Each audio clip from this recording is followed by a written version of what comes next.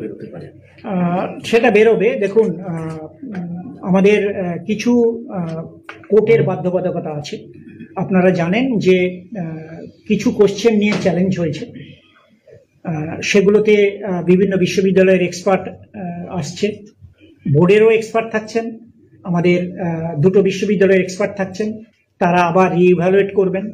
আমরা এটা দেখে নিতে চাইছি, কারণ একটা কমপ্লিট না হলে আরেকটা আমরা চলে গেলে পরে তাহলে লিগাল কমপ্লিকেশনস তৈরি হতে পারে।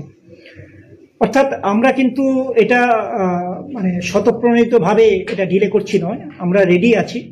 আমাদের অনেক পরীক্ষার্থী তারা কোর্টে গেছেন, তাদের যে গ্রিভান্স, তাদের যে অভিযোগ, সেটা সত্যি কি মিথ্যে আমাদের এক্সপার্টরা ইভালুয়েট করবেন। করার পরে আমরা 2017, 2022 সেটা কমপ্লিট হয়ে যাবে, তারপরে আমরা এটা পাবলিশ করব, টেটের রেজাল্ট পাবলিশ করব। 17-22 মানে বুঝলাম না। না 2017 টেট নিয়েও অভিযোগ আছে। কারণ যারা অনেকেই অকৃতকার্য হয়েছেন, তারা বলছেন যে টেটের কোশ্চেন ভুল আছে। হ্যাঁ, কিন্তু এটা যেহেতু বিচারাধীন বিষয়, আমি মন্তব্য করব না।